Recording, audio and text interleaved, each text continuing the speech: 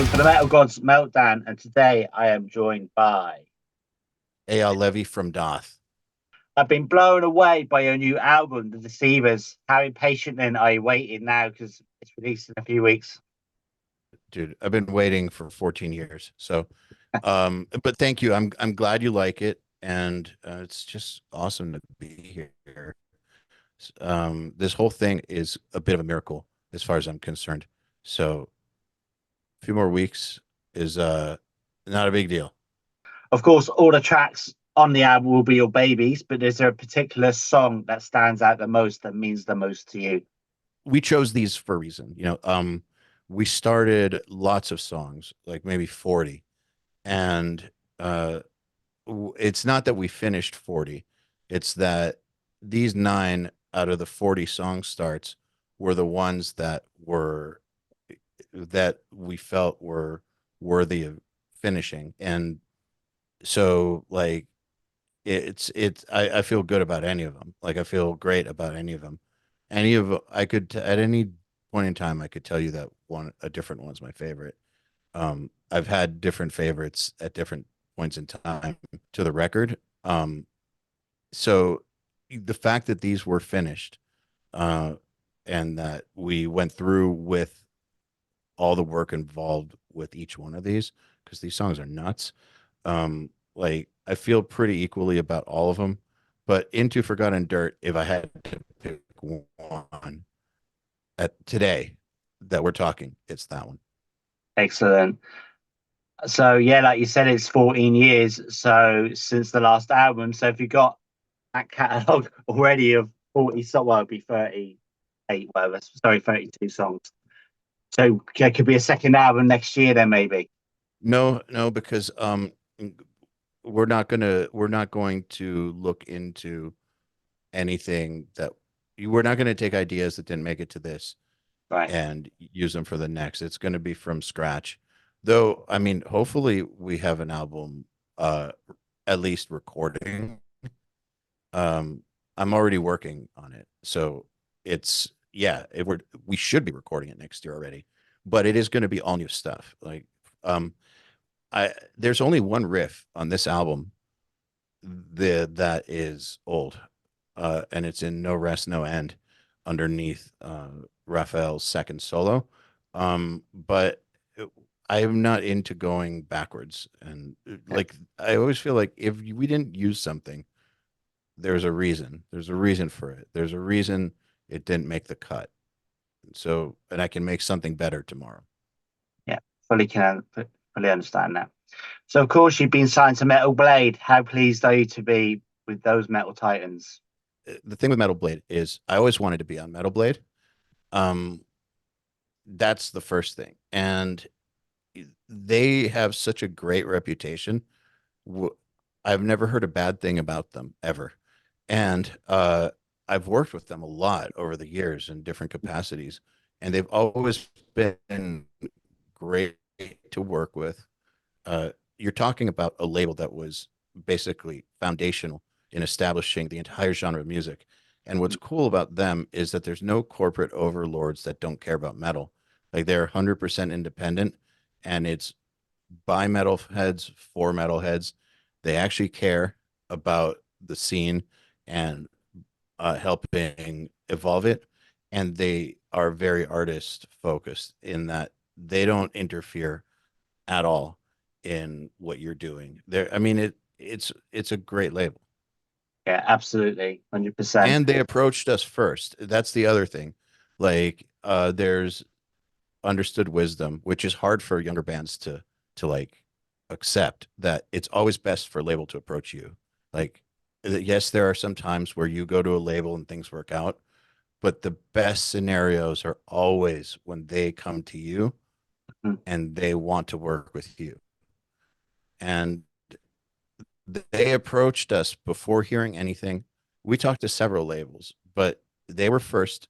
And the other labels we only spoke to once we had some music finished. Metal Blade were already talking to us before we had put anything out, just on faith that it was going to be awesome. Obviously, they didn't offer us a deal until they heard the music, Yeah. because because they're smart. Yeah. But but we were already talking a lot before that, Mhm. which to me means a lot. Like it means that they have faith in the potential if they were willing to talk to us before they even heard anything. Can you tell us a little bit about the album artwork and the inspiration? Yes. So artist is Adrian Baxter, who is one of my favorite artists out there. He's just great. And his style is is in line with the kind of art that we already were into.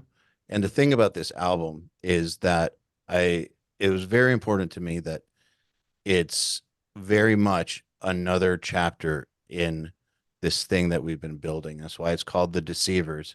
Yeah. And um the sound and the music of it, like even though it's evolved, I think it's very much a DAATH record. Like there are things in it that you can hear in the DNA of it that you could hear on the hinderers or the concealers, or even futility.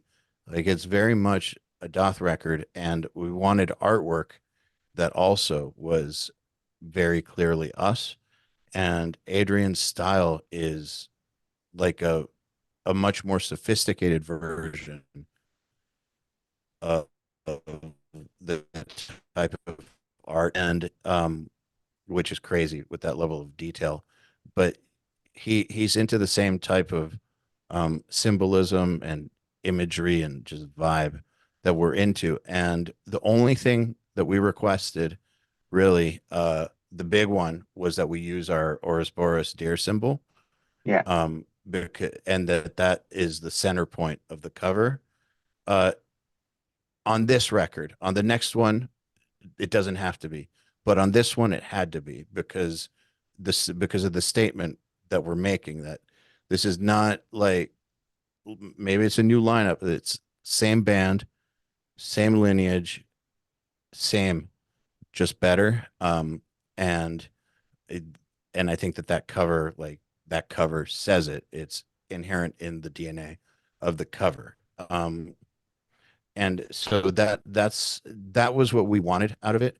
But as far as like the actual design of it or any of that, maybe we had a few once we saw it. Maybe we had like, oh, can you make this darker, this lighter, or whatever. But I mean, and that we wanted black and white. But like, I mean, Adrian is a phenomenal artist. The way of someone like that, and he's professional, so he knows that he's making your album cover.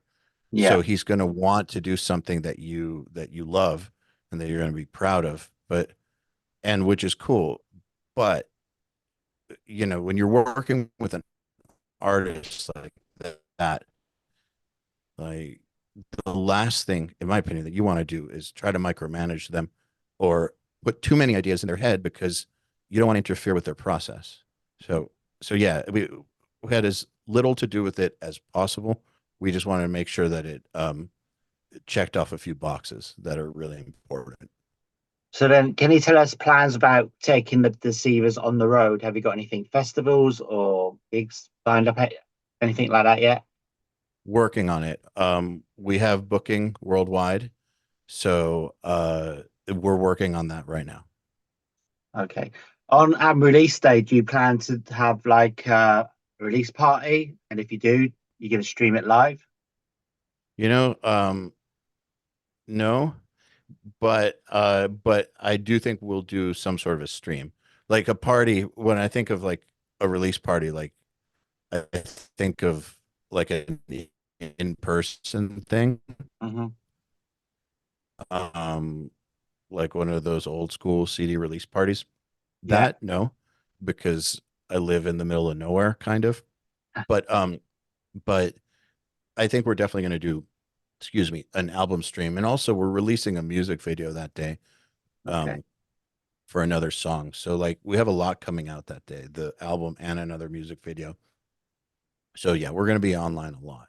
Of course, then you've had many career highlights, but if you could snatch one out of the air, what would it be with Darth? Here's why that's a tough question, because of the hiatus, right? So Yeah. the hiatus makes it to where if I pull something from 2007, it sounds like my glory years were 17 years ago or something. So I just want to put it out there that there have been amazing high points this year, and like since getting the band back together, like this whole thing, us talking is a high point. That we got signed again, that like the record came out great, like I was holding it, like we resurrected something that was dead. Hmm. That to me is like the highest of all the high points. But if you want to think of like something a little more traditional, like maybe the first Ozfest show we did, because that was first time playing to like, you know, 10 or 15,000 people, which is shocking when you do it for the first time. Yeah. Shocking, just like, wow, this is real life here. Like, wow, I can't believe this is real. Um, but but for real, the more recent high point really is uh the whole thing. Um, just bringing it back from the dead is it's a miracle, man. And that fans like it, the old fans like it, and that they're not bummed out by it, that they don't feel like, eh, not worth the wait. Like we're not really getting that reaction from people. Thank God. That was that's one of the fears when doing something like this. So like kind of this whole experience of the I guess the rebirth has been the biggest high point ever. And you've got a lot of amazing guest appearances on the album.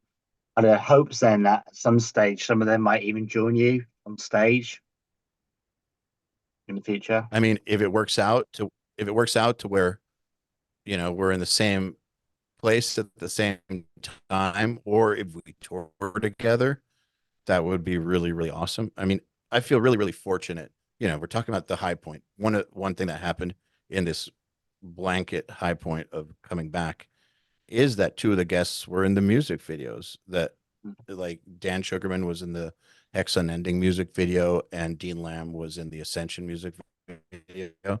Just the fact that they were willing to do that is so cool. And if we get to play live with them uh, at some point, I mean, it's going to mean that they're going to have to rehearse their solo, which is asking a lot because those solos are nuts. But yeah, of course, it would be an honor. So can you tell us then what formats the album's actually going to be released on? Is it going to be cassette even as well? Because they seem to be coming back again. I have not seen a cassette, but vinyl and CD for sure, and obviously digital everywhere. But I know that there's multiple variants of the vinyl. There's two variants for EU and UK, two variants in the US for now. CD, and uh, that's that's as much as there is at this point in time. So if people want cassettes, buy the other ones so that Metal Blade wants to make a cassette. That's my Okay, that's the solution. of course, you were brought up like in the music industry, weren't you? Um, and you've chosen that for yourself as a career. But if you hadn't been in the music industry, what do you think you'd have been doing instead? Okay, man. I like it, probably, or intelligence or something. I like figuring things out. Um, and I like structure because I'm not naturally very structured. Um, and yeah, probably that. I know that that's probably not a very popular answer, but yeah, probably I would try to go for working in intelligence, most likely. Amazing. Can you then give me four words to describe the Deceivers? The best Doth album. That's a brilliant answer, mate. Fantastic. I want to thank you so much for your time and congratulate you on the album. Do you have any final words for your fans, our viewers, and listeners? Sorry, you're I know frozen. it keeps cutting out, man. Um, Sorry, could you repeat that? yeah, yeah, it's fine. Something going on in the UK, definitely. Do you have any final words for your fans, our viewers, and listeners? Yeah, so big one is just a huge shout out and thank you to every single fan who kept this alive through the hiatus, because if it wasn't for fans that hit me up literally every single day for over a decade, multiple people every single day for over a decade, I don't know that I would have felt like this is something that has to come back. So, maybe I would have thought, well, we went away and for good reason, because nobody cares. But clearly people cared. Yeah. And just thank you to anyone who kept the faith, and hope you love the Deceivers and